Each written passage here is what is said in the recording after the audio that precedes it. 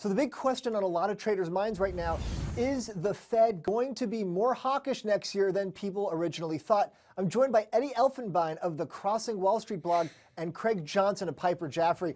Eddy, let's start with you. What are your thoughts on what the Fed might do next year and how traders might not be properly positioned for it right now? I think the thesis is very simple. Assume that the Fed is dovish until proven hawkish. I would say right now, traders, investors have nothing to fear from an overly hawkish Fed. We're going to most likely get another rate increase in December, in the meeting just a few days from now. After that, I think the Fed is going to stand pat. The economic news has been looking better, particularly on wages. Inflation appears to be moving up. But if you listen to the Fed's rhetoric, they're still a long way from seeing many rate hikes coming in 2017. I think for now, investors have nothing to fear from Fed policy. Craig, what about you? Do you think investors have nothing to fear? What are your charts saying? Well, I'd agree with Eddy. I think at this point in time, the comments that Janet Yellen said were certainly, resonated all around the globe, that she's going to let the economy get hot before they end up doing anything. So perhaps they're going to be a little bit more dovish, but higher inflation is getting baked in. You have a different change in Washington happening.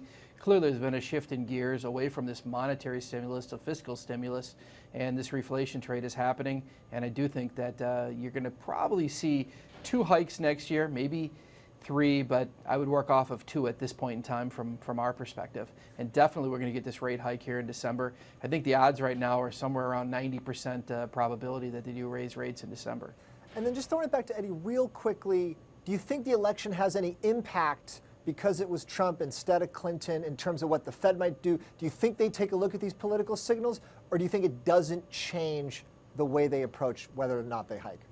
I don't think it will change at all. Now, in the long term, of course, President Trump has 2 more seats to fill. There are 2 vacancies, and then coming in early 2018, Janet Yellen's term is up. So in the long run, Trump can put his stamp on the Fed. But for now, no, I don't think they pay attention to the election at all.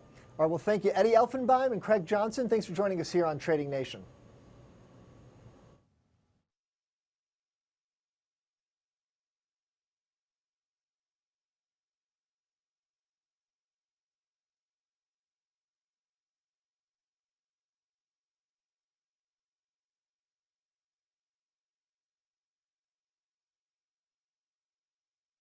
Hey there, thanks for checking out CNBC on YouTube. Be sure to subscribe to stay up to date on all of the day's biggest stories. You can also click on any of the videos around me to watch the latest from CNBC.